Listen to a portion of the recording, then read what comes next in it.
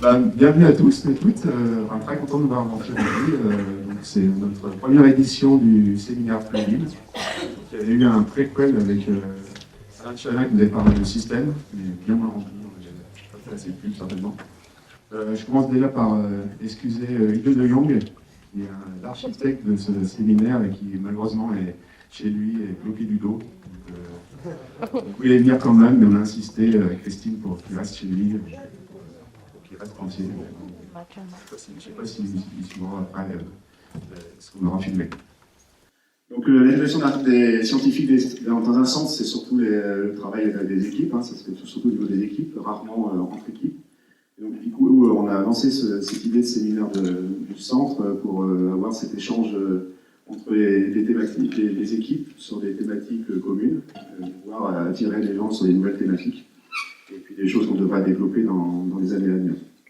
Et ce qu'on a aussi pensé, c'était l'ouvrir à l'extérieur. Donc évidemment, avec les laboratoires avec lesquels on travaille pas mal, et donc il y a des gens qui font des choses en lien avec ce qui se fait dans le centre. L'idée globale, donc du coup, c'est d'inviter une chercheuse ou un chercheur de renom dans une conférence d'environ 1 heure, et d'avoir un échange, donc il y a 1 heure questions comprises, et suivi d'un par impôt. Donc c'est une conférence en présentiel. Mais par contre, on l'a filmée et elle sera mise en ligne. Grâce à une suggestion excellente de Fabrice Néret qui nous a encouragé à filmer, même de mauvaise qualité, pour garder un peu un souvenir de ce qui sera présenté dans ces séminaires. Donc l'idée, ce sera un peu d'avoir une sorte de fond de conférence du centre qu'on accumulera au fil des années. Donc un peu comme se fait un peu l'équipe STIP avec Comprendre et Agir. Donc c'est une excellente idée. Donc le séminaire Plugin est chapeauté par le COS, par le Conseil des orientations scientifiques du centre. Et donc pour l'organisation pratique, il y a eu un gros travail évidemment de Ido, bien sûr, mais aussi de Christine, celui ici, et puis Alexis et le service com en général.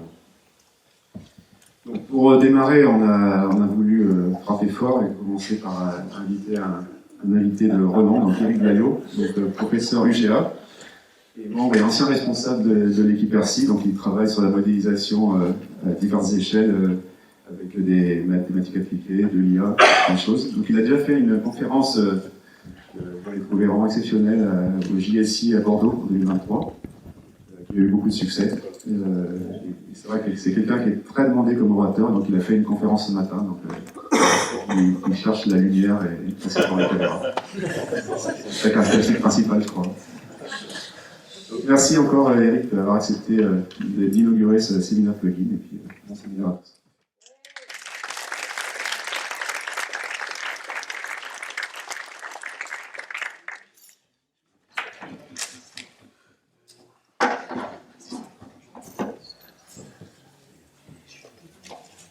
C'est bien parce que tu m'as pas mis la pression là.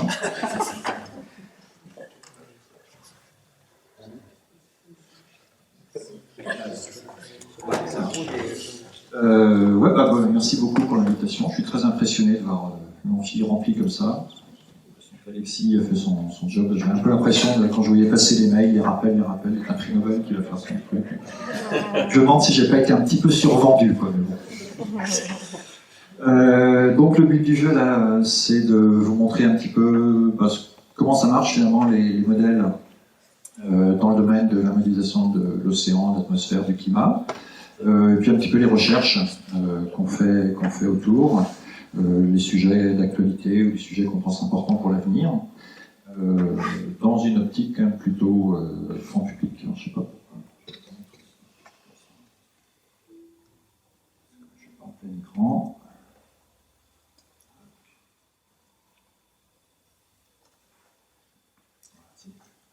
Alors, bon, vous connaissez tous cette phrase, hein, donc là on va chercher à prédire donc dans le domaine de l'océan, du climat, de la météo. Alors quand on cherche à qui attribuer cette phrase, c'est très confus, on ne sait pas trop, il y en a plusieurs qui s'attribuent à plusieurs personnes. Et en fait, nous on va se débattre entre deux visions des choses, une vision qui est totalement déterministe, qui est celle qu'avait Laplace en fait initialement, je crois que c'est cette phrase-là de Laplace qui est super connue, où il expliquait que finalement, dès lors il pensait connaître les lois de la physique, déjà à l'époque, les équations de l'air, les équations des Stokes étaient établi. Et puis, donc, il disait que si finalement on avait une observation parfaite, moléculaire, entre guillemets, de la situation présente, eh bien, on savait exactement prévoir tout ce qui se passerait tout le temps. Rien ne serait incertain, et l'avenir comme le passé serait présent à ses yeux. Ce qui supposait, ce qui est faux quand même, que tous les phénomènes étaient réversibles. Donc ça, c'est la vision déterministe de Laplace. Et puis, on va se débattre entre cette vision-là et puis la vision chaotique des choses. La vision chaotique, c'est finalement, ça a été mis en évidence dans le domaine du climat, de l'atmosphère, par Lorentz, dans les années 60, début des années 60, avec son effet papillon. Lorentz, en fait, c'était quelqu'un qui était mi-mathématicien, mi-physicien, qui s'est intéressé donc à la façon dont on pourrait essayer de représenter le climat, les processus climatiques de façon très très simple, en essayant de simplifier au maximum. Et il avait abouti par exemple à ce système de 3 équations différentielles ordinaires pour représenter ce qu'on appelle la convection de Rayleigh-Bénard. Donc c'est le fait d'avoir typiquement un fluide plus chaud en dessous d'un fluide plus froid, et donc forcément c'est instable, donc il va se mettre le chaud va vouloir monter et il va se mettre en place une circulation verticale comme ça, et donc une cellule du haut vers le bas, il va vers le haut, et c'est quelque chose d'assez instable. Et ça se retrouve dans les équations au travers des termes non linéaires. Vous voyez, il y a des termes en xz et en yt. Et puis, pour la petite histoire, en fait, donc Lorentz a étudié ce système-là. Il faisait des calculs numériques, il n'y a pas de solution analytique, il faisait des calculs numériques à l'époque, donc sur des ordinateurs quand même très peu puissants. Évidemment, ça fait rigoler quand on voit ce système-là maintenant résoudre, mais c'était complexe à l'époque. Et puis, il lui est arrivé un truc, c'est qu'il a découpé ses simulations en morceaux, en séquences temporelles, qu'il enchaînait pour ne pas redémarrer de zéro à chaque fois. Et il lui est arrivé un truc, c'est qu'à un moment, il a redémarré une simulation à un endroit où il avait déjà démarré, en reprenant sur un endroit qu'il avait déjà fait, sur une séquence temporelle qu'il avait déjà faite, et il n'a pas du tout retrouvé les mêmes résultats. Et en fait, il a pensé qu'il avait fait une erreur, etc. Et puis en fait, il s'est rendu compte simplement que, en gros, ces calculs étaient faits, si je ne dis pas de bêtises, avec 6 digits derrière la virgule.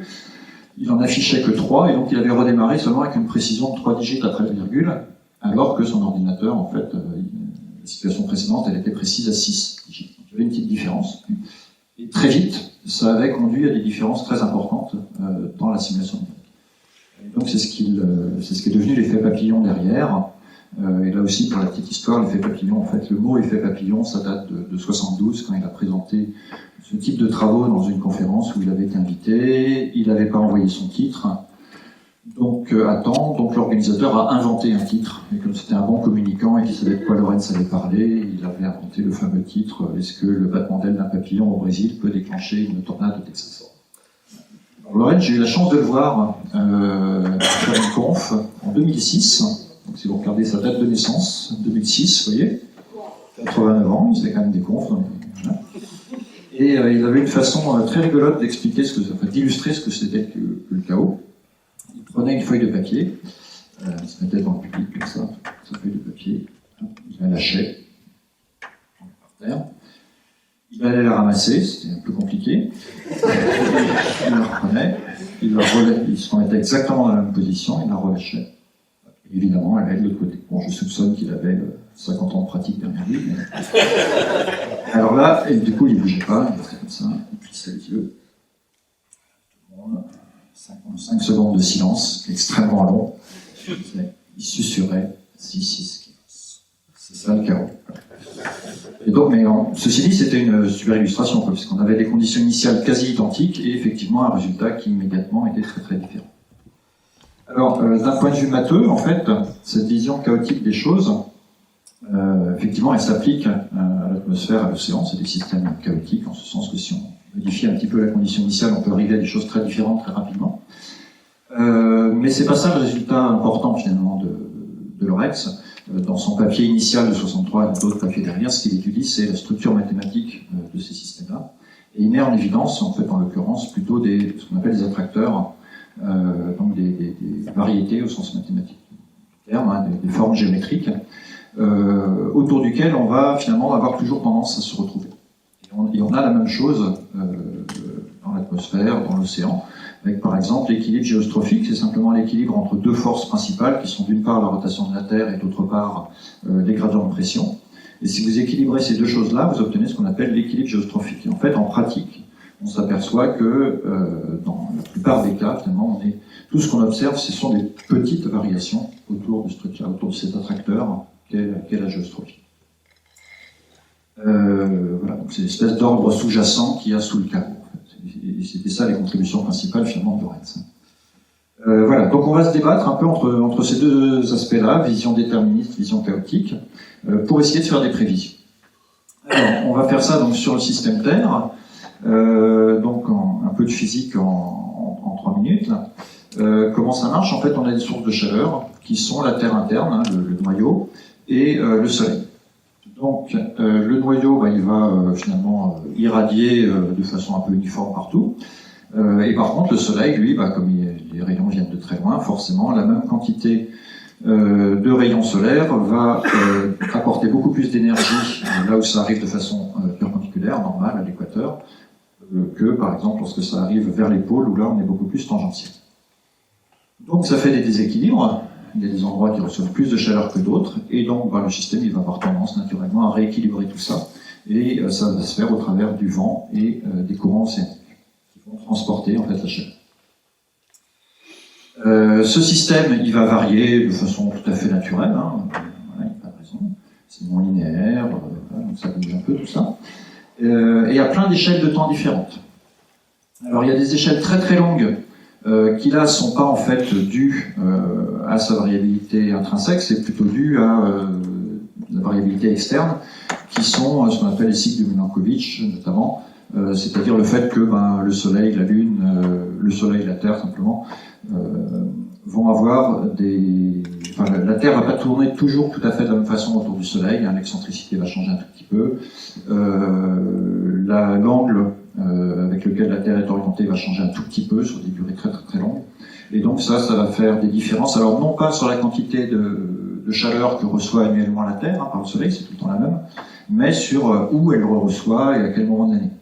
Et donc du coup ça va introduire des cycles assez longs, comme on peut voir ici, ce qui se traduit en fait pour nous par la variation entre cycle glaciaire et cycle interglaciaire, hein, disons première.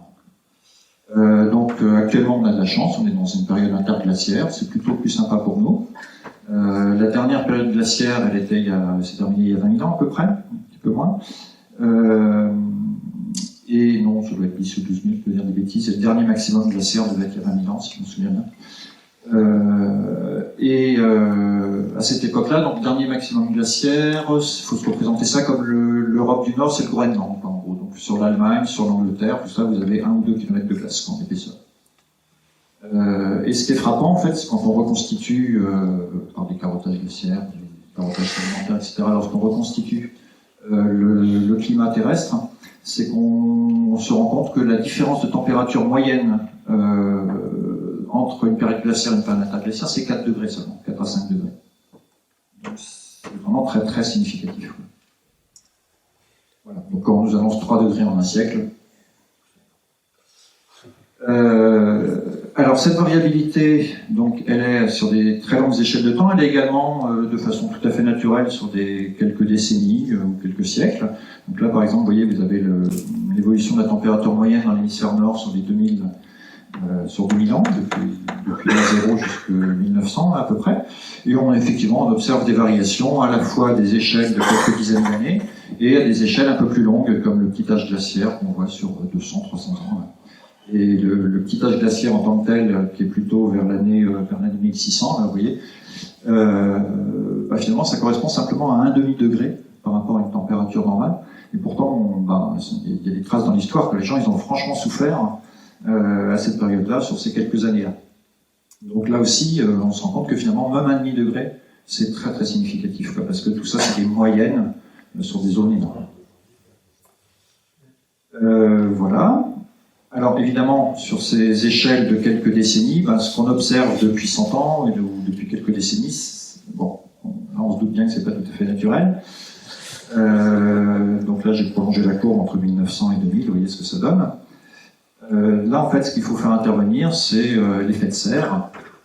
Donc l'effet de serre, c'est le fait simplement que la radiation infrarouge va rencontrer un certain nombre de molécules dans l'atmosphère, et certaines de ces molécules, comme le CO2, le CH4, mais l'eau, simplement H2O, qui est le principal gaz à effet de serre, vont faire qu'il y en a une partie qui se réfléchit. Alors heureusement qu'il existe. On estime que s'il n'y avait pas l'effet de serre, le chiffre qui est cité fréquemment, c'est la température qui ferait à la surface de la Terre en moyenne serait moins 18 degrés, donc la température d'un congèle. Donc ce ne serait pas très bien pour nous. En pratique, ce serait sans doute même beaucoup moins, parce que comme tout serait gelé, il y aurait de la neige, de la glace partout, donc l'albédo, la capacité de réflectance serait beaucoup plus importante, donc en fait il y aurait beaucoup moins encore de soleil, de chaleur solaire qui serait absorbée, etc. Et certains estiment qu'elle serait moins 50. Donc l'effet de serre, c'est très très bien. Simplement, il n'en faut pas trop, quoi. Et donc lorsqu'on corrèle effectivement la concentration de CO2 qu'on a mis dans l'atmosphère, vous connaissez tout ça depuis ces dernières décennies, avec la température, malheureusement ça marche très très bien, quoi. Et donc on observe ce réchauffement de température là, qui est de l'ordre de 1,2 degré actuellement par rapport à l'ère pré-industrielle. Ça va être à 1,21 ou 1,22 actuellement. Voilà, et puis échelle de temps beaucoup plus courte encore, ce sont quelques jours, ça c'est la météo. La météo que vous connaissez tous, on va chercher à prévoir le temps qu'il fait pour les semaines qui viennent. Alors, en fait, on va partir de là. On va partir de la prévision météo pour essayer d'expliquer comment fonctionnent les modèles numériques. Le précurseur de ça, c'est Richardson, qui était lui aussi, comme Lorentz en fait, à la fois une formation physicien et mathématicien, qui a bossé en Angleterre et s'est tout de suite intéressé en fait à essayer de mettre en équation, a tout de suite eu l'idée de mettre en équation les mouvements atmosphériques pour prévoir la météo, ce qui n'était pas du tout le cas à l'époque. La météo à l'époque, c'était les statistiques. On regardait le ciel, on disait, dans les archives, on voit que quand on a eu 3 jours de beau temps à cet endroit-là avec du vent nord-ouest, les 2 jours qui viennent, on a une probabilité de 70% pour que blablabla. Et on marchait essentiellement comme ça, ce qu'on appelle la méthode des analogues. Richardson lui avait l'intuition que finalement, on devait pouvoir, finalement comme Laplace, on devait pouvoir, au travers de l'équation de la physique, prévoir la météo. Et il y a justement Bjerknes, qui était un physicien norvégien, qui au tout début du XXe siècle a commencé à sortir des systèmes d'équations qui, selon lui, qui était météorologue, rendraient bien compte des mouvements atmosphériques. Alors, Richardson s'est dit, ok, je prends les équations de Bjerknes, que Bjerknes est bien évidente, je les simplifie encore un peu parce que de toute façon c'est trop compliqué, je ne vais pas savoir faire. Et puis maintenant, il faut que je les résolve. Je ne sais pas faire. Ok. Je vais encore les simplifier, et donc ce que je vais faire, au lieu de chercher une solution de mes équations au niveau continu, partout, à n'importe quel endroit, je vais simplement déterminer quelques points localisés, donc c'est ce qu'on appelle maintenant une grille de calcul, où je vais chercher ma solution, et puis c'était dit, je vais chercher juste à faire une prévision. Donc quelle prévision je vais faire? Je vais prendre, donc là on est vers 1913, 1914, je vais utiliser en fait des données qui ont été qui ont été rassemblées lors d'une journée où la communauté météo européenne s'était mise d'accord de faire des observations au mois de mai, je crois, si je ne dis pas de bêtises, en 1910, un certain jour du mois de mai 1910, tous les centres météo européens, parce qu'il n'y a quand même pas beaucoup de centres météo européens à l'époque, mais bon, ils s'étaient mis d'accord pour faire des observations sur cette journée particulière. Et donc, cette base de données était disponible. Donc, il s'est dit, je vais prendre la situation à 7h du matin telle qu'elle a été observée. Alors, telle qu'elle a été observée, en fait, c'était quelques points épars sur l'Europe où il y avait des mesures. Et je vais essayer de prévoir la situation à 13h. Voilà. Et donc, il a pris ces équations, il a cherché à ce qu'on appelle maintenant les discrétiser. Donc, il a créé sa grille de calcul. Et comme dans les équations, évidemment, il y a des dérivées partielles pour traduire des phénomènes d'évolution. Il a remplacé les dérivées par des approximations, ce qu'on appelle maintenant des approximations numériques, les schémas numériques, je reviendrai un petit peu après. Et finalement, il a abouti à un système linéaire de autant d'équations que d'inconnus. Donc, pour lui, ça devait faire, si je ne dis pas de bêtises, quelques centaines d'équations à quelques centaines d'inconnus. On est en 1914-15. Il est appelé, il y a la Première Guerre mondiale, il est appelé comme ambulancier sur le front en France, dans l'est de la France. Donc il passe ses journées à conduire une ambulance et le soir, il résout son système linéaire. Il a juste un système linéaire à résoudre, mais il fait quelques centaines d'équations et quelques centaines d'équations. Il fait ça à la main, là-bas. Et puis voilà, et puis il résout le truc. Et donc il obtient une solution pour... je passe les détails sur le fait que tous ces calculs ont été perdus. Il a pensé plusieurs semaines les avoir perdus. Il a été retrouvé sous un tas de charbon. Enfin, voilà. Si vous voulez lire son histoire, c'est incroyable. Et puis il obtient une solution. Voilà. Et donc il va publier tout ça dans un bouquin après-guerre, 1922, où il décrit en fait non seulement ses résultats, mais surtout tout le processus. Et ce processus, il est génial parce que c'est exactement ce que font c'est le processus de la simulation numérique en fait. Et c'est ce que je vais décrire juste après. Alors, ce qui l'a un peu desservi, c'est que ses résultats étaient complètement délirants. C'est-à-dire qu'il a déclenché, en 6 heures, il a déclenché une tempête cataclysmique. Enfin, ce n'est pas une tempête cataclysmique. Il a trouvé un écart, en 6 heures, il a fait un écart de 150 hectopascals ou 145 hectopascals. Là où dans les pires cas de cyclone que vous pouvez imaginer, on aura 20. Il en avait 145. Les données n'étaient pas terribles. Et il a une page également dans son bouquin où il décrit The Forecast Factory. Il s'est posé la question immédiatement, là on est en 1920 encore, hein, il publie son bouquin en 22, de comment je pourrais faire de la météo opérationnelle. Il faut que les calculs soient faits en temps réel. Voilà. Lui, il avait eu besoin de plusieurs semaines de calculs pour prévoir le temps qu'il ferait en 6 heures. Et il a dimensionné une usine à prévision. Et il avait donc dimensionné qu'il fallait 64 000 calculateurs, donc 64 000 personnes, avec un papier et un crayon, et des coordinateurs pour... voilà. Et donc, en fait, il a toute une page qui décrit ça, avec des processus de coordination, de synchronisation, etc. Il a inventé l'ordinateur parallèle. C'est vrai, c'est exactement ça.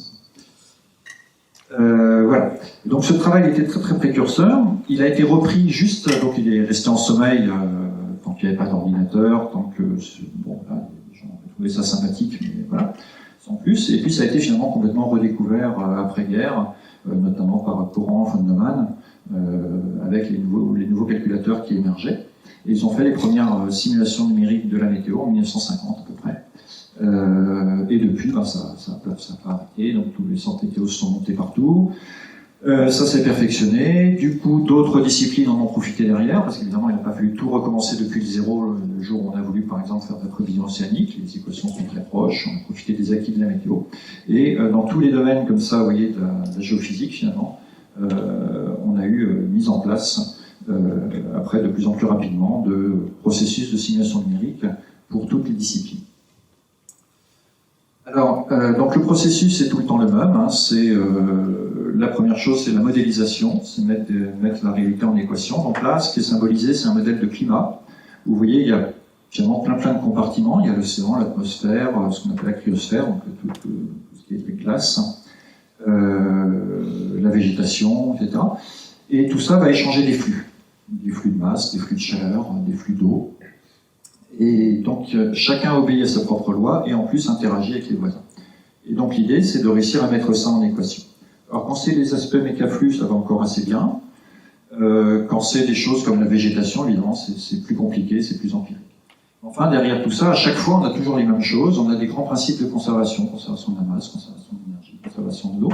C'est ça que traduisent à chaque fois les équations. Hein. Même les équations des EDP qui paraissent très très compliquées, en fait, en général, c'est un peu plus simple, entre guillemets. Loi de Newton, somme des forces égale masse par accélération, ce qui est en fait la conservation de la quantité de mouvement, des choses comme ça. En plus de ça, il faut rajouter des conditions limites, le fait que ça interagit avec d'autres milieux.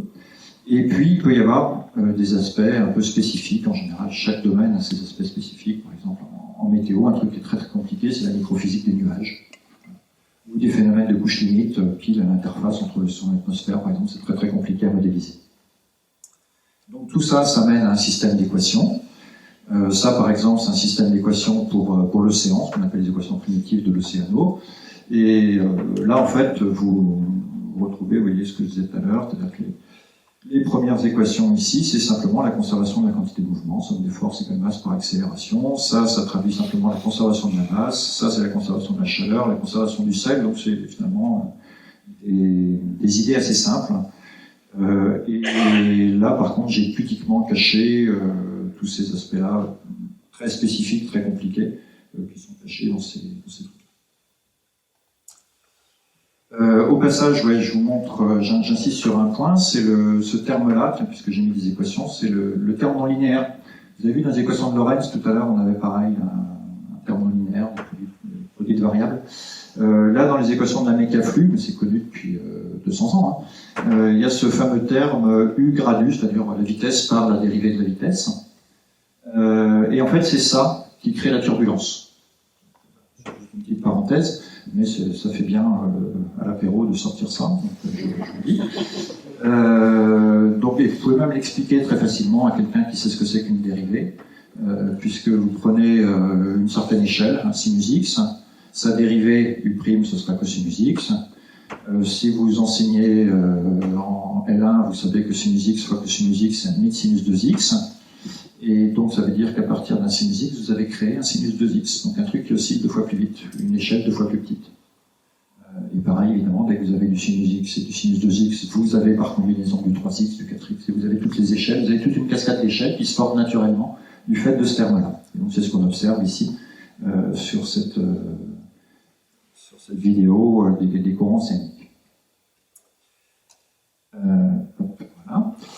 Donc, ces équations, elles sont quand même très compliquées malgré tout. Hein. C'est des équations aux dérivées partielles, donc en général, on ne sait pas les résoudre, d'autant plus qu'elles sont non linéaires.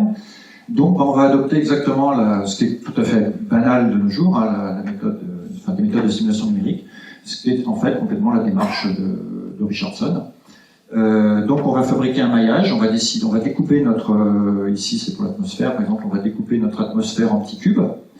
On va chercher une valeur de la pression, une valeur de l'humidité, une valeur de la température, une valeur du vent dans chacun des petits cubes à différents instants successifs.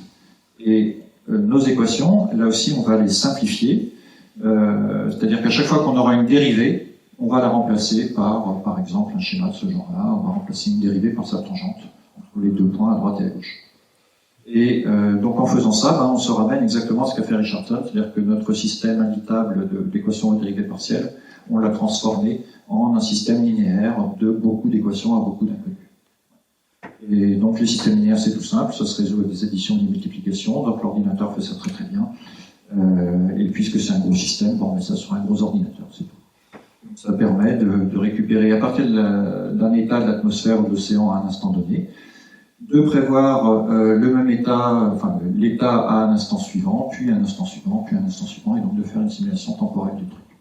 Alors les échelles, juste pour vous donner un peu des ordres de grandeur, vous voyez Météo France actuellement, pour ses prévisions opérationnelles, c'est 1,3 km la maille, taille des petites boîtes, hein. Ce qui veut dire que la précision qu'il faut en attendre, en général, c'est les échelles qui sont réellement bien résolues. Pour résoudre correctement une échelle, il faut plusieurs points de grille à l'intérieur. Donc ce sera plutôt 7, 8, 10 km pour avoir une bonne estimation. On a du mal à résoudre les échelles plus petites que ça. Et pour les modèles de climat, on est plutôt sur des mailles de 50 à 100 km. Voilà. Alors, on a l'impression presque que tout est fait, là, peut-être, de la façon dont je l'ai dit. Donc, non, on continue, il faut qu'on justifie notre salaire, donc on continue quand même de chercher un peu. Des pistes de recherche importantes, c'est la petite échelle, en fait. C'est notamment, donc, comment est-ce qu'on va prendre en compte les effets de la petite échelle sur de la plus grande échelle, qui est souvent ce qui nous intéresse. Alors, si on regarde, ici, c'est pour l'océan, les processus océaniques bien cohérents, bien identifiés, en fait, il y en a sur des gammes d'échelle très très grandes. Vous voyez, là, je suis en échelle log, et ça va de la seconde ou même du centième de seconde pour raison d'acoustique, jusqu'à des échelles de plusieurs années. Ici, il y a une erreur, hein, c'est pas une heure, c'est une année ici. Et pareil au niveau des échelles temporelles. Or, ce que savent résoudre les modèles, les modèles d'océan qui servent pour le climat, par exemple, vous voyez, ils résolvent que cette partie-là, ils ont une maille à peu près, je disais, 200 km, et puis des pas de temps de l'ordre de l'heure. Donc il y a toute une gamme de processus qui ne sont pas du tout résolus en fait par ces modèles-là. Et même pour les modèles opérationnels qui font juste de la prévision sur quelques jours, donc on peut se permettre une précision plus fine puisque on ne peut pas chercher à intégrer ça sur des dizaines d'années, juste sur quelques jours. Il reste encore beaucoup de choses qui ne sont pas résolues. Donc, or, comme il y a des cascades d'échelles, comme c'est non linéaire, on a un effet de ces échelles non résolues sur la grande échelle. C'est pas neutre du tout cette affaire. Donc l'idée, ça va être de trouver une façon de mimer l'effet de ces petites échelles non résolues sur les grandes échelles, essayer de les prendre en compte malgré tout, bien qu'on ne les résolve pas explicitement. Donc, alors oui, à titre illustratif, vous voyez, ça c'est les mêmes équations résolues avec une résolution de 200 km ou de 8 km. Vous voyez, naturellement, ça ne donne pas la même chose, quoi.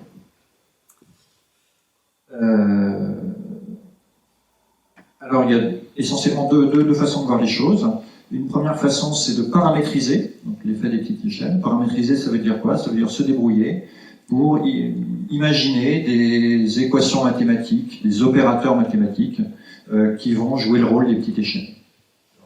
Les trucs les plus simples qu'on faisait au tout début, c'était par exemple dire les petites échelles, ça dissipe de l'énergie, donc je vais mettre un Laplacien, parce que le Laplacien, ça va bouffer l'énergie, ça va lisser ma solution. Et puis évidemment, après, au fur et à mesure, on a mis de plus en plus de physique et on a mis des choses de plus en plus complexes pour essayer de représenter ça correctement. Donc il y a encore beaucoup de travaux là-dessus, y compris dans notre équipe RCI. C'est notamment Florian Lemarié qui travaille beaucoup là-dessus actuellement. Et puis l'autre approche, c'est de coupler les modèles haute précision. J'ai pas dit haute résolution seulement, je dis haute précision, c'est-à-dire que localement, là où on a vraiment une zone d'intérêt, là où on sait qu'il se passe des trucs particuliers, et on va mettre une physique particulière, par exemple, et éventuellement une très haute résolution spatiale et temporelle, pour affiner notre représentation de la zone. Donc là, par exemple, c'est le détroit de Gibraltar. Le détroit de Gibraltar, c'est un truc très particulier parce que de part et d'autre, vous avez, dans la Méditerranée, vous avez 1500 mètres de profondeur. En Atlantique, vous avez plutôt 3-4 000 mètres assez rapidement. Et au milieu, vous remontez à entre 200 et 700 mètres de profondeur seulement.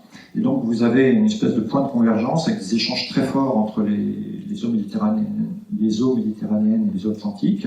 Les eaux méditerranéennes qui sortent vont plonger, donc des vitesses verticales très fortes. Et les équations qui sont juste au-dessus sont pas du tout bonnes pour représenter ce genre de choses. Donc il faut les remplacer par des équations plus riches, où on a fait moins d'approximations par rapport aux équations de base de la mécanique des fluides.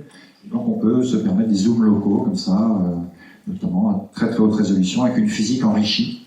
Mais évidemment, c'est pas très simple à faire, parce qu'il faut faire cohabiter des systèmes d'équations qui sont pas les mêmes. Vous avez une solution locale qui a une physique qui n'est pas digérable par le modèle qui est au-dessus, parce qu'elle est trop riche. On ne digère pas quand c'est trop riche. Et donc, comment est-ce qu'on se débrouille avec tout ça? Donc, il y a notamment Laurent qui est là, qui travaille beaucoup là-dessus. Autre exemple de recherche actuelle, c'est le couplage de son atmosphère.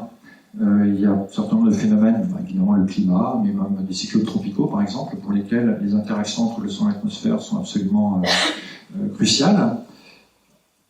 Microsoft se rappelle mon souvenir. Voilà. Alors comment on fait dans ces cas-là? En pratique, il faut donc avoir un modèle d'atmosphère, avoir un modèle d'océan, et puis les faire jouer entre eux, les faire discuter entre eux, et donc en fait essentiellement ils vont échanger des flux de chaleur, des flux de masse.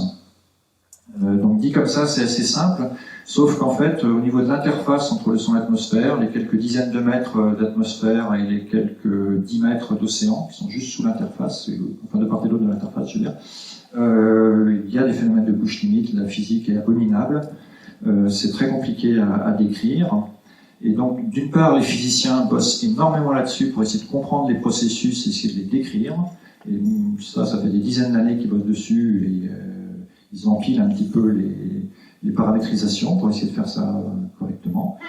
Et puis nous, d'un point de vue numérique, on peut avoir une action, par exemple, pour essayer de mettre un peu d'ordre dans tout ça. Donc, avec Florian Lemarié, notamment, on a regardé ça ces dernières années. Est-ce que toutes les paramétrisations qui sont proposées sont compatibles entre elles? Est-ce que c'est bien posé d'un point de vue mathématique? Est-ce qu'il y a des contraintes? Au contraire, si on met tel truc dans l'atmosphère, est-ce qu'on peut mettre tel autre dans l'océan? Peut-être pas. Voilà, donc mettre un peu d'ordre là-dessus. Ça, c'est des contributions qu'on peut avoir. Une fois qu'on a mis de l'ordre là-dedans, comment est-ce qu'on introduit ces paramétrisations de toute petite échelle dans les schémas numériques, sachant que les mailles, elles sont beaucoup plus grosses. Donc, comment est-ce qu'on peut malgré tout avoir une vision un peu astucieuse des choses pour prendre cette physique-là en compte.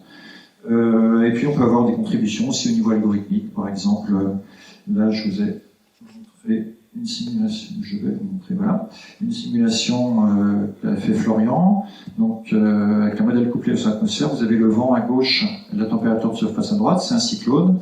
Et vous voyez, là, ça devient tout bleu au passage du cyclone, c'est simplement parce que, si je veux le rejouer, voilà. Comme je ne vois pas ma souris, c'est pas très facile, je ne sais pas où elle est. Je pense, ça marche. Le cyclone est alimenté par le fait que l'océan est très chaud, et donc le cyclone va pomper de la chaleur. C'est pour ça que la température de surface de l'océan refroidit une fois que le cyclone est passé, en fait, parce qu'il a pompé la chaleur. Et voilà. Et donc dans ces modèles-là, il y a un certain couplage algorithmique entre le modèle atmosphère et le modèle océan pour les synchroniser, disons. Mais justement, ils ne sont pas très bien synchronisés. Et on a regardé ça avec Florian et on a proposé des méthodes de couplage qui, d'un point de vue mathématique, donnaient vraiment la solution des deux systèmes de DP couplés en améliorant la synchronisation, justement. Et voilà, par exemple, d'un point de vue statistique, ce que ça peut donner. Donc, avec la méthode usuelle, voilà une enveloppe de la trajectoire probable du cyclone. Et une fois qu'on a enlevé cette erreur qui était purement numérique, en fait, simplement due à un algorithme qui n'était pas terrible, on a quand même pas mal enlevé d'incertitude sur la trajectoire du cyclone. Donc ça, c'est des exemples de contributions. Donc on est très content, on a un modèle. Ça ne suffit pas tout à fait pour faire des prévisions. Le modèle, là, à ce stade-là, il va juste permettre de faire des études physiques. Finalement, il est en train de résoudre des équations qui représentent la physique. Donc avec ça, vous pouvez faire des trucs, des simulations comme ça. Donc ça, c'est des simulations qu'on faisait avant même que je commence ma thèse, c'est dire comme c'est vieux, largement avant que je commence ma thèse. Et ça, c'est des simulations plus récentes. Et donc on peut faire des statistiques là-dessus, essayer de comprendre comment ça fonctionne, etc. Maintenant, si on veut faire de la prévision, eh ben, on va se rappeler qu'il faut caler le modèle. Il faut caler le modèle sur l'état actuel. Il faut savoir d'où on part. Donc ça veut dire que si on fait de la météo, il faut qu'on ait une description précise, comme avait essayé de l'avoir Richardson, de son état de l'atmosphère à l'instant présent, ou de son océan à l'instant présent. Et si on fait du climat, ben, il faut équilibrer d'un point de vue énergétique nos modèles pour qu'ils représentent l'équilibre énergétique actuel. Que chaque composant soit à son bon niveau énergétique. Alors pour ça, on va utiliser tout ce qu'on peut, et les méthodes qui sont mises en œuvre, elles sont connues sous le nom d'assimilation de données. En fait. Donc les informations nécessaires, c'est quoi? Ben, c'est des modèles, évidemment, des modèles. On va les utiliser, mais on va caler, par exemple, prenons le cas de la condition initiale, on va la caler grâce aux observations récentes. Et puis éventuellement, si on a d'autres types d'infos, des statistiques, des choses comme ça, ben, on ne va pas s'en priver, on va prendre tout ce qu'on peut. On met tout ça ensemble dans un shaker et on va en tirer l'état présent de l'atmosphère. Alors, ouais, je dis que vous en avez déjà tous fait. L'exemple que je prends tout le temps, c'est que quand on se déplace dans un... Vous allez aux toilettes la nuit et vous n'allumez pas la lumière pour ne pas déranger les autres personnes dans l'appart ou dans la maison. Donc en fait, dans ces cas-là, ce que vous avez dans votre tête, c'est un modèle, c'est le plan de votre maison, votre appartement. Et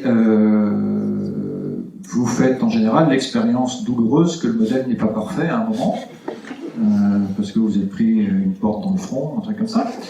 Et donc ça veut dire que là, vous venez d'acquérir une observation. À un certain prix, ça montre que les observations peuvent... Voilà, c'est pas gratuit, l'observation. Une observation en mer, par exemple, c'est vraiment pas gratuit. Et donc, bah, vous allez du coup rectifier la trajectoire de votre modèle, vous allez rectifier votre modèle ou la trajectoire de votre modèle, étant donné cette observation. Donc, vous allez typiquement modifier, vous, votre trajectoire, pour en tenir compte. Alors, d'un point de vue matheux, en fait, ce sont des méthodes derrière de contrôle optimale, simplement, ou de filtrage stochastique. C'est des deux méthodes un peu duales, hein, qui sont totalement, entre lesquelles il y a beaucoup d'équivalence dans des cas linéaires, en tout cas, linéaires gaussiens. C'est-à-dire que vous allez soit, finalement, définir une espèce de fonction coût qui va être l'écart entre ce qui a été observé ces derniers temps et puis la trajectoire prédite par votre modèle à partir, par exemple, d'une condition initiale avant-hier. C'est ce que font tous les centres météo. Ils disent, OK, je vais essayer d'optimiser l'état de l'atmosphère avant-hier. Comment je fais? Eh bien, je dispose de tout ce qui a été observé pendant les 48 heures qui ont suivi. Je mets en place ce genre de truc. Donc, je vais chercher la meilleure condition initiale, telle que quand je fais tourner mon modèle, globalement, ce qui me prévoit, c'est très très proche de ce qui a été observé. Et puis, une fois que ça c'est bien calé, je peux faire l'hypothèse raisonnable que du coup, ce qu'il obtient au bout de 2 jours, c'est une représentation plutôt bonne de l'état actuel de l'atmosphère. Et donc, je vais laisser mon modèle ensuite faire ma prévision. Voilà. Donc ça, c'est la vision optimisation. Et puis, vous avez la vision probabiliste des choses, mais qui est du même style. Hein. C'est que je vais chercher finalement le max de vraisemblance, finalement, l'état qui est le plus vraisemblable étant donné les observations passées et la dynamique du modèle. Voilà, donc il y a plein de choses disponibles, plein d'outils matheux disponibles pour faire ça. Et en général, dans ce cas-là, et là j'en viens aussi à pourquoi est-ce qu'on bosse toujours là-dessus si c'est si bien connu, dans ce cas-là, il y a toujours Lorentz et son effet papillon qui viennent nous rappeler que non, en fait, il faut être super précis dans ce qu'on fait, parce que sinon ça ne va pas marcher. Et nos systèmes, il y a des difficultés en fait, on les rencontre toujours les mêmes. Finalement, vous prenez toutes les recherches du monde en assimilation de données, ça tourne quasiment toujours, dans 99% des cas, autour de ces 3 problèmes-là. D'une part, les équations sont fortement non linéaires. Or, toutes les méthodes que j'ai évoquées, elles sont optimales dans un cadre linéaire. Donc, dès qu'on est en non linéaire, on perd l'optimalité. Donc, il y a sans doute des choses à faire. En termes d'optimisation, si je suis non linéaire, la fonction coût que je dois minimiser n'est plus du tout quadratique. Donc j'ai des tas de minima locaux, ça peut être un enfer à minimiser. Je suis en général en grande dimension, j'ai pas insisté là-dessus, mais tout à l'heure je vous disais, les modèles météo, c'est Météo France par exemple, c'est 1,3 km, le modèle opérationnel. Ça veut dire que l'état de l'atmosphère au-dessus de la France, il est représenté par une variable d'état à un instant donné qui est de taille 10 puissance 9.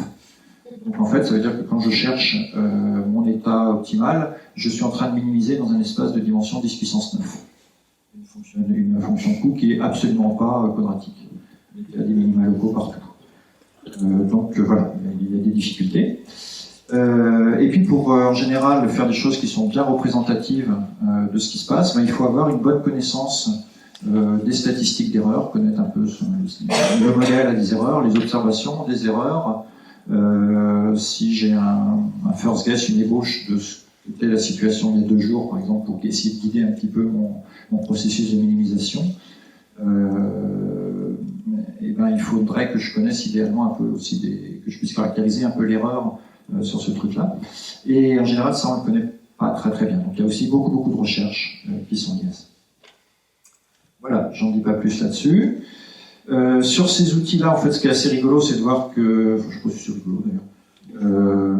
C'est de voir qu'ils viennent finalement de la guerre froide, essentiellement. C'est-à-dire que ça a été les théories mathématiques ont été beaucoup développées pendant la guerre froide pour le guidage de missiles, problème de contrôle finalement. Et ça a été ensuite, notamment par Jacques Williams et François Le Guimet, sur des aspects contrôle optimal, amené dans le domaine de la météo. Et puis finalement, maintenant, ces méthodes elles continuent de vivre leur vie et sont utilisées à peu près partout, dès lors qu'on a besoin de mixer modèles, donc équations physiques, disons, et puis données pour calibrer quelque chose. Donc par exemple en imagerie, dans le domaine médical, où on va avoir des modèles un peu intrinsèques de tel ou tel organe, voilà, et qu'on va vouloir adapter à tel ou tel patient sur lequel on aura des mesures. Voilà, alors on a presque fini notre construction de notre modèle, c'est-à-dire qu'on a un modèle numérique, notre système de prévision, pardon, on a notre modèle numérique, ça y est, on sait le caler dans la simulation de données, donc ça veut dire qu'on est capable de faire des prévisions. Et puis on est super content, et puis évidemment, il y a quelqu'un qui arrive et qui vous dit « Ouais, mais vos prévisions, est-ce qu'elles sont fiables ?» Et bon, merde celui-là. Mais bon, il faut reconnaître que la question n'est pas idiote quand même. C'est-à-dire que si on fait une prévision et qu'on n'est pas capable de mettre une barre d'erreur dessus, elle ne sert à rien. Donc, surtout que, bon, voilà, comme je disais tout à l'heure, il y a des incertitudes un petit peu partout, le modèle est faux, les observations sont... Enfin, le modèle comporte des erreurs, les équations, on les a approximées également, on fait de la résolution sur ordinateur, donc il y a des erreurs de calcul, les observations, il y a des erreurs dessus, et puis on ne peut rien contre le chaos qui est intrinsèque à ces systèmes d'équations. Donc ce n'est pas super précis, on sait que l'erreur va se propager. Alors, de plus en plus, depuis une quinzaine d'années, je dirais maintenant, à peu près, peut-être presque 20 ans, on va vers des prévisions qui sont du coup probabilistes pour répondre à cette question de la barre d'erreur. Donc vous connaissez ça peut-être avec les indices de confiance qu'il y a dans les cartes de Météo France, vous voyez, sur une barre de 1 à 5, si j'ai un indice de confiance de 5, c'est que je suis super confiant sur ma prévision, de 1, c'est que c'est même pas la peine de le regarder. Ou quand vous faites une prévision de trajectoire de cyclone, en fait ce qu'on va vous montrer c'est la trajectoire moyenne qui a été faite, qui a été obtenue, mais c'est surtout une enveloppe de probabilité de zone de passage du cyclone. Dans les prévisions du GIEC, souvent aussi, on a des trajectoires avec des enveloppes autour. Alors l'idée, là, autour de ça, elle est très très simple, hein, c'est simplement de multiplier, évidemment, les simulations. En météo, il y a un cas qui est extrêmement connu, qui est la tempête de 99. Donc ça, pour que vous en souveniez, ça suppose que vous aviez plusieurs années en 99, donc ce n'est pas le cas de tout le monde dans la salle, mais d'un certain nombre d'entre vous quand même. Donc la tempête de 99, ça a été ça. Hein. Ça a été, pour ceux qui ne connaissent pas ou qui ne s'en souviennent pas, c'était ça. Après le passage sur le nord de la France, enfin, je ne sais pas partie de la France, mais sur l'Allemagne. Or, les prévisions qui avaient été faites à l'époque, c'était ça. C'était ça, c'est-à-dire, là c'est une carte de pression, des isolines de pression, et donc il y avait une petite tempête quoi, qui passait très très au nord. Et puis en fait, ce qui s'est réellement passé, c'est ça. Donc une tempête beaucoup beaucoup plus forte et qui passait en plein milieu de la France, du nord de la France. Donc évidemment, Météo France s'est fait taper sur les doigts, et ils ont rejoué ce truc-là, mais de façon probabiliste. À l'époque, on n'avait pas les moyens. Il fallait faire la simulation. Il faut faire du temps réel. Il faut que la simulation donne des prévisions à telle heure chaque soir pour le lendemain. Donc, on avait les moyens à l'époque de faire un calcul qui durait 3 heures entre je ne sais plus quelle heure et quelle heure. Voilà. Donc, quelques années plus tard, presque après en fait, ils ont rejoué le jeu, mais offline. Donc là, ils avaient tout le domaine, ils pouvaient se permettre autant de simulations qu'ils voulaient. Ils en ont fait 50 en jouant un petit peu sur des perturbations de la condition initiale. Et voilà ce qu'ils ont obtenu. Et en fait, vous voyez que dans quasiment la moitié des cas, entre un tiers et la moitié des cas, finalement, on prévoit effectivement une tempête extrêmement forte qui passe sur le nord de la France. Donc c'était juste un problème on a des incertitudes, or on a pris une réalisation, et pas de bol, on n'est pas tombé sur une bonne. Là aussi, ça pose des tas de questions mathématiques. Par exemple, si je veux perturber la condition initiale pour faire mes prévisions, ma condition initiale, elle vit dans un espace de dimension 10 puissance 9. Comment je choisis, en mettant que je puisse me permettre 50 simulations, c'est ce que fait Météo France tous les jours, c'est l'ordre de, je refais 50. Comment je choisis 50 perturbations dans un espace de dimension 10 puissance 9, de façon à obtenir un maximum d'informations. Évidemment, il faut réfléchir un peu à ça. Ça peut être des techniques de réduction de dimension, de techniques statistiques, des techniques de système dynamique qui permettent d'imaginer les perturbations optimales qui vous montreront un maximum le champ des possibles. Par exemple. Évidemment, il y a beaucoup de calculs. Et puis, ce dont on a moins l'habitude, nous, scientifiques, à part l'équipe STIP, c'est de vendre ça derrière. Parce que quelqu'un qui doit prendre une décision, il aime beaucoup qu'on lui dise ce qui va se passer, on n'aime pas qu'on lui donne une densité de probabilité de ce qui va se passer. Parce que dans ce cas-là, c'est à lui de décider. Donc ça, c'est compliqué. Voilà. Le GIEC donc, fait ça aussi. Hein.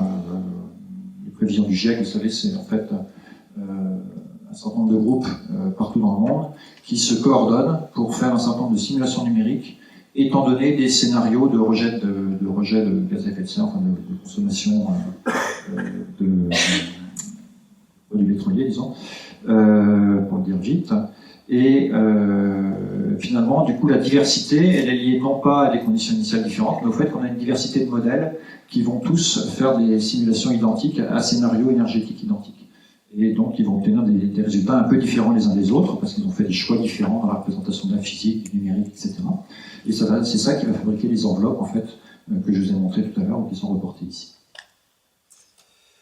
Et d'ailleurs, ils se sont, j'allais dire amusés, c'est pas vraiment le mot, dans le dernier rapport complet là, de 2021, à tous rejouer ce qui s'était passé jusqu'en 2020, en termes de rejet, donc là on pouvait parfaitement comparer aux observations, et à refaire cette même simulation en enlevant les rejets de gaz à effet de serre dus à l'activité humaine sur les 200 dernières années, sur les 150 dernières années.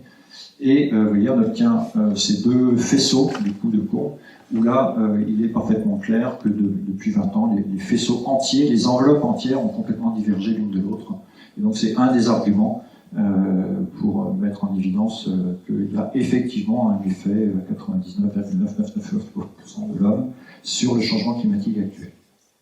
Donc ça a été validé par simulation d'ensemble aussi, en quantifiant les incertitudes. Et là aussi, donc en termes de recherche actuellement sur ces aspects-là, thèmes de recherche, ben, ça va être par exemple faire de l'analyse sensibilité, on est en grande dimension, est-ce qu'on peut pas essayer d'isoler finalement les processus principaux, les paramètres principaux qui vont avoir une influence maximale sur les indicateurs qui m'intéressent in fine, et du coup se concentrer sur cela pour balayer un peu mon incertitude. Construire des métamodèles en petite dimension, c'est une chose comme ça. On peut aussi chercher, c'est ce qu'on fait un petit peu dans l'équipe, mais c'est en fait la suite des travaux d'Étienne Mémin à Rennes surtout, à représenter l'incertitude au sein même des équations par l'introduction de dp stochastiques et de le faire de façon très spécifique dans le domaine de la mécaflux. Donc là, vous avez quatre simulations ici où on a utilisé des EDS, dp stochastiques, pardon, pour simuler la même chose. Une question qui se pose aussi de plus en plus, c'est qu'on va avoir des systèmes de prévision de plus en plus complexes. Et donc, comment se propagent les incertitudes à l'intérieur de toute cette chaîne de modèles qu'on va enchaîner les uns aux autres. Là, c'est un projet que drive Laurent, qui a démarré il y a 1 an, où on va coupler des modèles de circulation océanique à des modèles qui vont servir à forcer des modèles de biogéochimie marine, donc du plancton et de la chimie marine, qui va ensuite être couplé avec un modèle de poisson, parce que le poisson va bouffer le plancton, et à des modèles de pêche derrière. Donc, vous imaginez bien que dans cette chaîne-là, les incertitudes de départ, on se demande lesquelles sont vraiment importantes, sur quoi il faut pouvoir faire porter les efforts, pour l'indicateur final qui va être le stock de tel ou tel type de poisson, si je prends telle décision par rapport à protéger une zone marine ou un truc comme ça. Ou s'il se passe tel ou tel scénario de réchauffement climatique. Voilà, et puis donc, associé à ça, il y a à chaque fois l'estimation aussi en milieu, en contexte incertain. Et donc, il y a, d'un point de vue mathématique, par exemple, toutes les techniques d'estimation robuste qui peuvent être intéressantes. Comment je fais pour optimiser un certain critère, comme j'ai fait tout à l'heure en assimilation de données, par exemple, tout en tenant compte du fait que dans mon modèle, j'ai des paramètres qui sont incertains et dont le niveau d'incertitude varie selon telle ou telle loi de probabilité. Donc ça, c'est des exemples de thématiques de recherche. Et ben, je crois qu'on a à peu près fini. Donc juste en 3 minutes pour terminer, maintenant qu'on a bâti notre système de prévision, qu'est-ce qui est intéressant essentiellement, enfin c'est assez personnel, hein, mais tout seul à penser ça quand même, mais j'ai essayé d'extirper quelques domaines intéressants, disons, de recherche, quelques questions qui sont pas formulées en termes de questions mathématiques ou informatiques, ou voilà, mais plus en termes d'application. D'un point de vue climatique, c'est clair que c'est pas la peine de se demander si on va réchauffer de 3 ou de 4 degrés, enfin, au bout de combien d'années on va réchauffer de 3 ou de 4. Voilà. Non, mais c'est pas très grave que ce soit décalé de 10 ans, c'est pas ça. J'ai une capacité d'action, elle est plutôt sur ce qui va se passer dans les 10, 20, 30 ans qui viennent. Et à une échelle, la capacité d'action, elle est plutôt à une échelle régionale. et donc les informations, on en a besoin à ces échelles-là. Donc c'est plutôt là-dessus qu'il faut travailler, ce qui veut dire être capable de faire des zooms dans les modèles, des zooms régionaux dans les modèles de climat, et puis donc par des différentes méthodes, des méthodes de descente d'échelle, des méthodes de correction de biais, des choses comme ça, à la fois déterministes et stochastiques. Vous vous souvenez de la chaîne que je vous montrais tout à l'heure où on allait, à l'instant, on allait de l'océan au plancton, au poisson et à la pêche.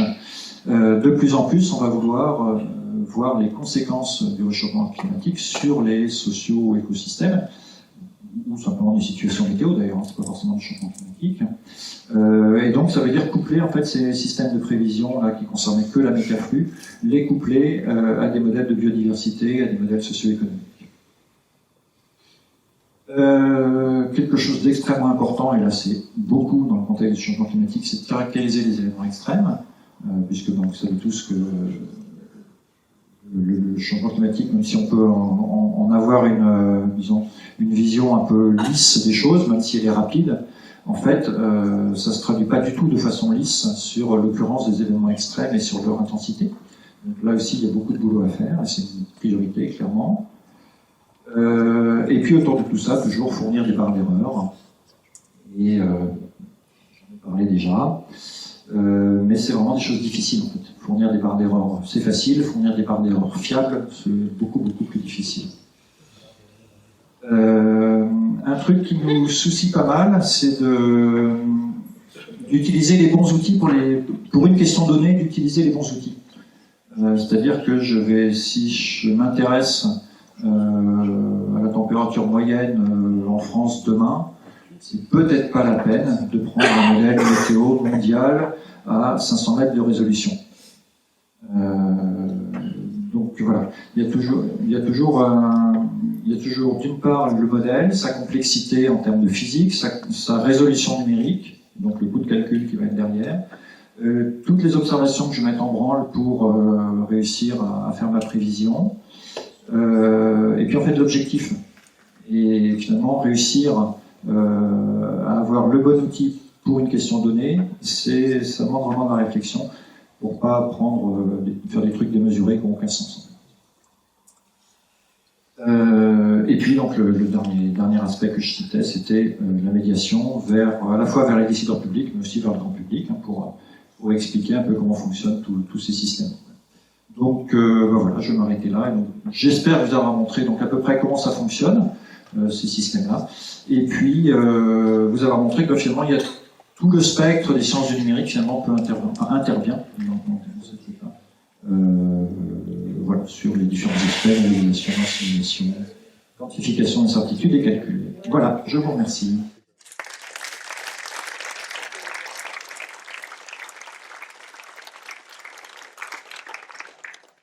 Fabrice. Quand j'étais en fac sur ce sujet, on nous disait que la condition au bord, c'était la moitié du problème. Et après, en bossant sur les phénomènes naturels, je me demande si c'est pas 90% du problème. Je me demande comment on peut progresser quand tu vois qu'effectivement, une forêt, la végétation, sa géométrie, l'ombre qu'elle provoque, la quantité d'humidité, tant au point de vue données qu'au point de vue forme, on n'aura jamais ça. Le couplage océan, il y a la forme des vagues par des tensions actifs. Le bord d'un nuage, ça va faire de l'ombre, il y a du refroidissement quand il y a du mixing et tout ça. Qu'est-ce qu'on peut espérer faire pour progresser sur les données, j'en parle même la modélisation de ce qui se passe sur les interfaces? Déjà, en fait, la question, elle pose c'est la question des échelles qui est derrière.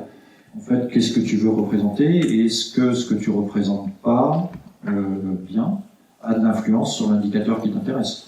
Donc, est-ce que la forme des nuages va influencer la température moyenne sur Grenoble demain? Peut-être pas.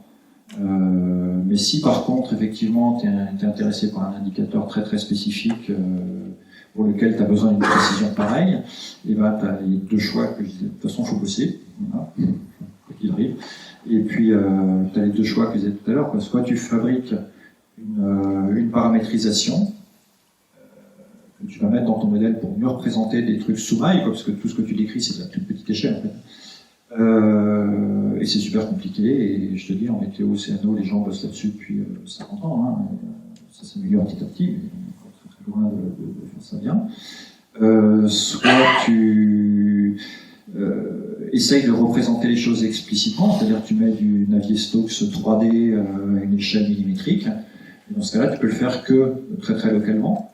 Et encore, ça concerne que la mégaflux, on est d'accord, hein, mais tu peux le faire que très très localement. Et il va falloir coupler ça à un modèle de plus grande échelle et faire en sorte de ne pas perdre tout le bénéfice de l'information locale que tu auras gagnée quand tu vas dézoomer, quoi, quelque sorte.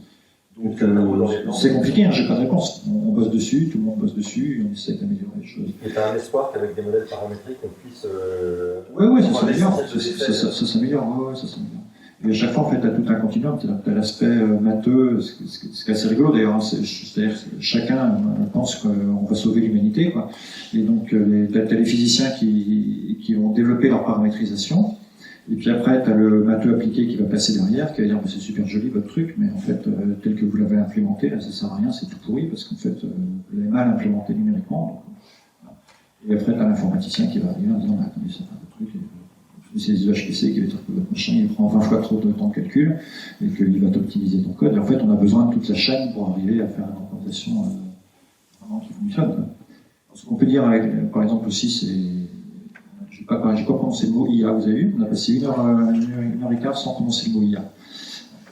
Brise, c'est stop, on arrête, on parle d'IA. Tu as peut-être suivi la Google DeepMind qui a commencé à faire des prévisions météo en IA. La question allait forcément venir de toute façon. Oui, forcément. Et bah là, typiquement, quand on regarde la petite échelle, donc c'est bluffant. Hein. Bon, évidemment, ils font leurs prévisions en un temps de calcul de quelques secondes sur un PC, là où un supercalculateur de classe mondiale va demander 2 heures. Évidemment, ils ont eu besoin de plusieurs semaines d'apprentissage avant sur des énormes calculateurs, là aussi, en utilisant 40 ans d'archives de la météo à très haute résolution.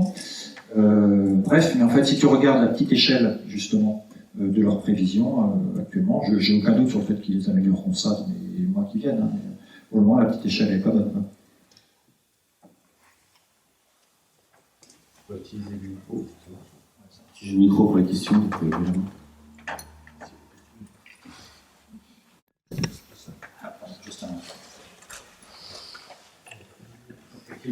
Tu as parlé de l'aspect modélisation, la physique, l'appli, le HPC, tu as parlé d'assimilation. Aujourd'hui, moi je parle d'imagerie satellitaire, d'observation de la Terre. On a une quantité de données disponibles à des résolutions variées, à des résolutions temporelles variées, de plus en plus fines, des modalités d'observation différentes, etc., qui explosent. Est-ce que ça peut être est-ce que ça peut changer vraiment la donne pour l'aspect assimilation, ou alors le chaos du système, etc., fait que c'est pas ça le facteur limitant? Je sais pas, non, ça a déjà changé la donne, clairement, parce que tu sais ça mieux que moi. Hein. Si vous regardez les prévisions météo dans l'explosion de l'observation satellitaire, ça a été, disons, dans les fin des années 90, début des années 2000, où ça a vraiment commencé à monter en flèche. Et si vous regardez les scores de prévision sur l'hémisphère sud, score de prévision, c'est on estime a posteriori quelle a été la qualité de prévision. Enfin, une semaine après, on regarde ce qui s'est réellement passé, les prévisions qui avaient été faites, et on dit voilà, c'est bien, là c'est pas bien, et on mesure, on le quantifie. Et donc sur l'hémisphère sud, où en fait on a très peu d'observations au sol, le jour où les satellites sont arrivés, la qualité de prévision, elle a fait ça, quoi. On voit très très bien hein, sur l'évolution du score de prévision ce choc au début des années 2000. Donc c'est absolument indispensable, évidemment, pour faire des bonnes prévisions, d'alimenter avec des observations. Une difficulté qui est liée, c'est qu'on croule sous les observations satellitaires. Enfin, moi, je suis plus spécialiste de l'océan. On croule sous les observations satellitaires, à tel point que les centres, mais même les centres météo, rejettent n'utilisent pas en fait 90% ou 95% des observations, parce qu'il y en a trop, quoi. Et du coup, le système optimisé, enfin, je vais parler de fonctions coût à minimiser, des choses comme ça, devient trop gros, trop compliqué. Et puis de toute façon, forcément, les informations sont redondantes dans un certain sens. Moi, j'ai plutôt l'impression que il y a une partie, en tout cas, du travail à faire, ce serait de réussir à extirper, là encore, pour un critère donné, un objectif donné, quoi, extirper de façon un peu systématique l'observation pertinente de cette énorme masse d'informations Et c'est très joli de le dire comme ça, mais je sais pas comment le faire, quoi. Mais on en revient en fait un petit peu à optimiser toujours le système qu'on met en branle pour répondre à un objectif donné, quoi. Donc, ouais, pour faire rapide, c'est absolument indispensable, c'est super, on en met de plus en plus. Chaque nouveau satellite apporte de l'information nouvelle par rapport au précédent. Ce serait bien de pouvoir quantifier l'information qu'il apporte pour tel ou tel objectif. Peut-être qu'on se rendrait compte d'ailleurs au passage qu'il y en a certains, c'était peut-être la peine de les lancer. Mais ça, en tant qu'on n'a pas fait le boulot, on ne sait pas quoi.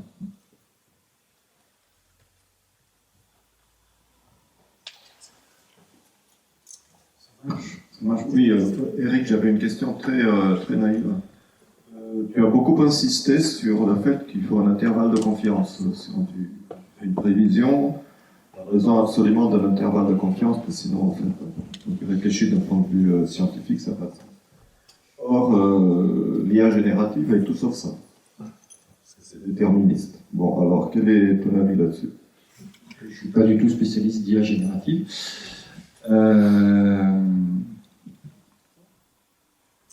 La question, c'est aussi de comparer, en fait, je pense, ce qu'est capable de faire de l'IA par rapport au modèle actuel. Donc, si tu veux, si l'IA, tout en fournissant un intervalle de confiance pertinent, nous dit que il se place dans un truc qui, de toute façon, dépasse de très très loin la précision qu'on obtient avec un modèle numérique, c'est bon, c'est qu'elle n'est pas encore au point, tout simplement. Après, comme je ne sais pas quoi te répondre, je vais utiliser comme le mot IA génératif pour pas avoir l'air bête et te dire par exemple que c'est utilisé en météo, pas avoir l'air totalement bête, actuellement pour justement choisir les conditions initiales qui vont nous permettre de fabriquer des ensembles. Météo France, il y a eu une thèse là-dessus par exemple, en 2021, où en fait, comme un processus d'IA, on va se ramener dans un espace de dimension 30 simplement, caractériser, alors, en travaillant uniquement sur les perturbations par rapport à un état moyen, caractériser justement ces perturbations, régénérer à partir de là un état de perturbation de l'atmosphère qui sont réalistes entre guillemets d'un point de vue d'IA. Et en fait c'est assez bluffant, ça marche bien, c'est une utilisation qui paraît intelligente pour le coup de l'IA. Avoir donc de façon un peu systématique de générer des perturbations à partir desquelles on va faire nos 50 simulations d'ensemble qui vont nous permettre d'avoir les barrières.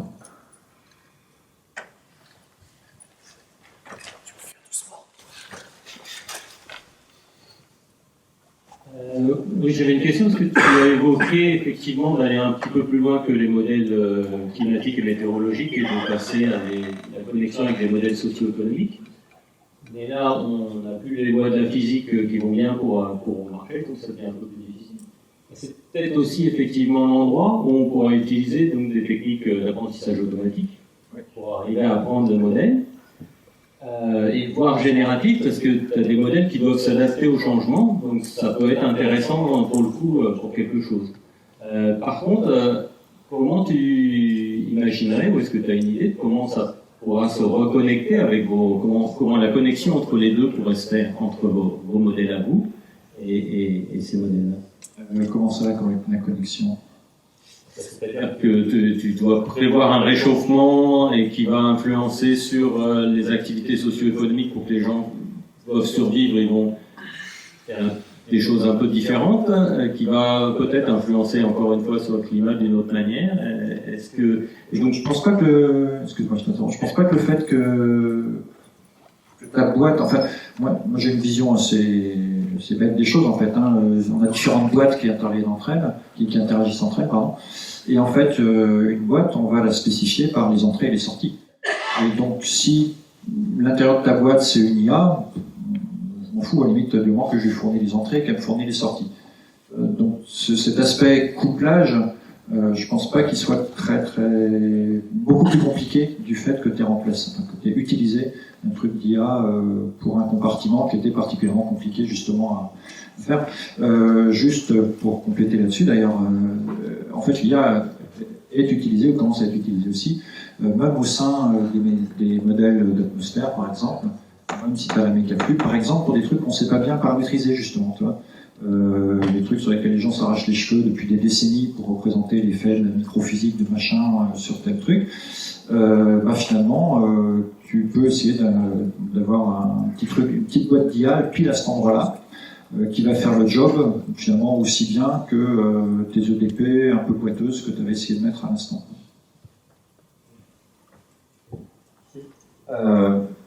Sur la différence entre la simulation météo et la simulation climatique, donc ça c'est quelque chose où on a bataillé régulièrement sur les réseaux sociaux.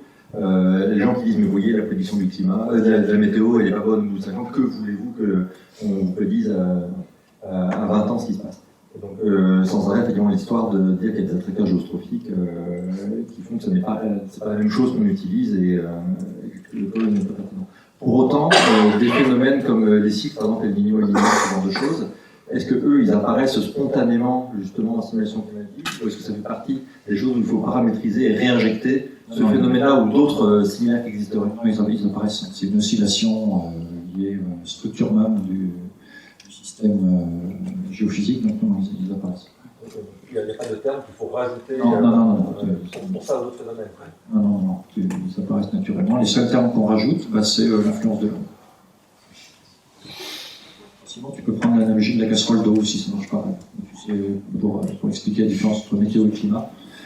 Quand tu fais chauffer une casserole d'eau, tu sais exactement ce qui va se passer en termes de température au moment que tu règles, tu sais comment est réglée ta flamme, tu sais en quoi il est faite ta casserole et quelle est sa dimension et la quantité d'eau qu'il y a à l'intérieur, tu sais prédire exactement la température moyenne de la casserole, de l'eau dans la casserole pour les minutes qui viennent. Par contre, tu es incapable de prévoir la trajectoire de chaque molécule d'eau. C'est un peu la même chose, quoi. Le climat s'intéresse aux statistiques, simplement. En général, les gens comprennent à peu près. Ils sont polis, ils te discutent.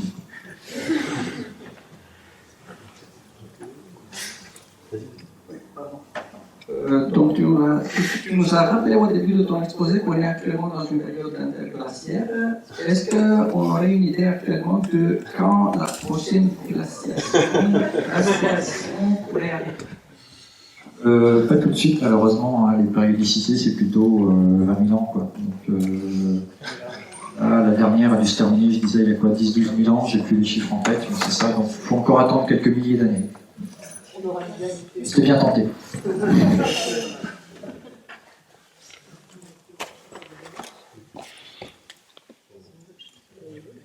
Il a allumé. Mets-le en face, ça a marché. Allô. Merci pour l'exposé. Dans ce que tu as présenté, j'ai le sentiment que l'ensemble des enjeux, des questions scientifiques qui se posent à des échelles spatiales petites ou temporelles relativement courtes. Et j'aimerais savoir s'il reste encore des challenges, des questions scientifiques assez importantes, mais plutôt sur du temps long.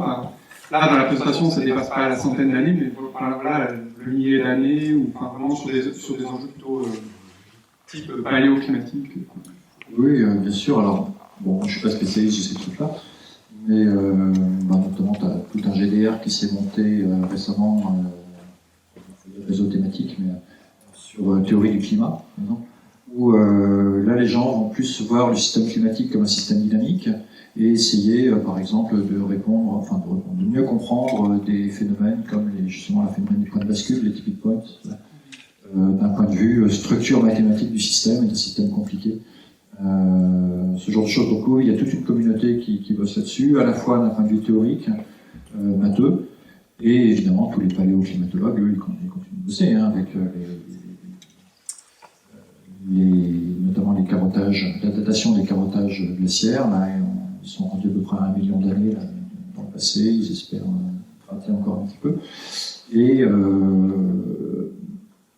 tirer des enseignements, disons, de l'analyse de ces trucs-là sur le fonctionnement dynamique de ce système.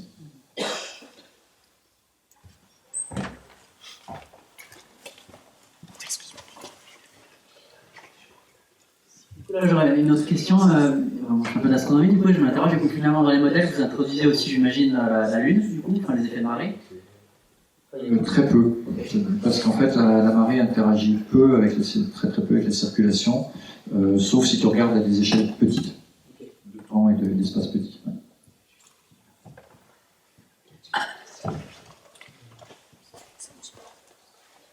Sorry. Can I ask you that? Okay. I do actually understand. So it's quite clear for me what is the criteria to know if the model is good or not on a short scale, right? So you have like a few days of data and you want to predict what will be the weather tomorrow, right? It's quite clear to me that you just take the previous observations and they're quite accurate, you have many data points, etc. But when you have climate models where you're trying to predict what will be the temperature increase in the next 5 years or 10 years, with the graphs that you've shown, right, where you kind of interpolate that, okay, like the amount of CO2 in the atmosphere affects the current climate a lot, so therefore it sort of seems like fitting to past data maybe is not the best criteria, right? So what are the criteria that you use to select the good models, the ones that are great represented in big conferences and stuff like that? It's an excellent question. I got the same for the climatologist a few years ago. And the answer is we do what we can. Of course, there are many data for the last decades.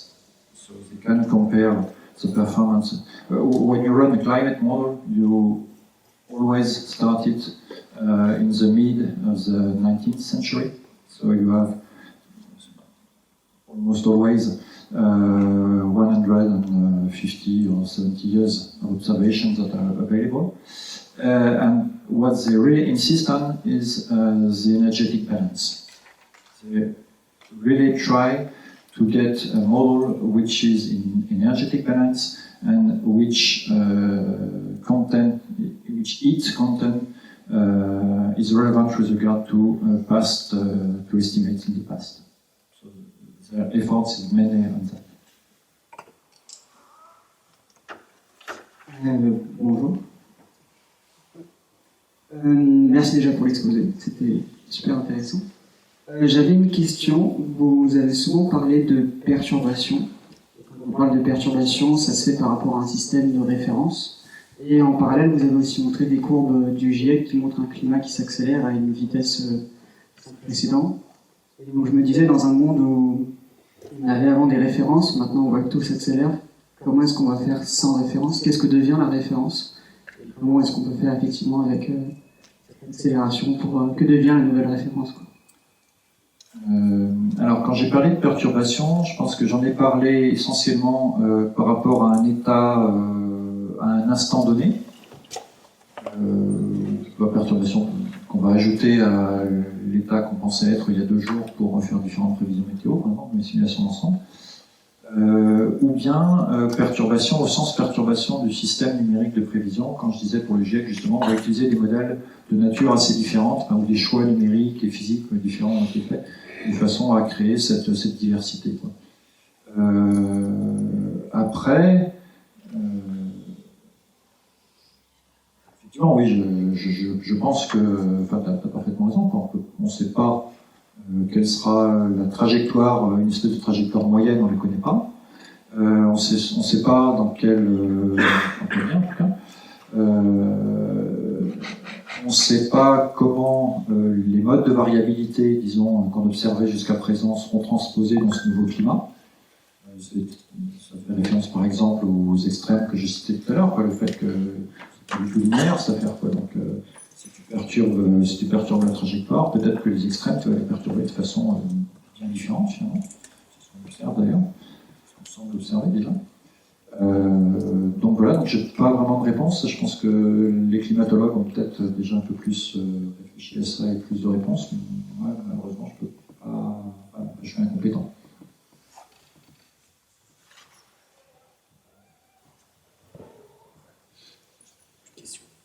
Maintenant qu'on a dit que j'étais incompétent, je pense qu'on peut s'arrêter. C'est bon. Une variante de la question qu'on peut poser, c'est que la paramétrisation que tu as validée à une époque avec les autres époques, comment on sait qu'elle est encore valable? Oui, complètement. Il faut des observations. Donc si tu l'utilises pour un truc, pour faire de la prévision, quand tu es en train de simuler le 22e siècle, tu n'as aucune garantie, absolument.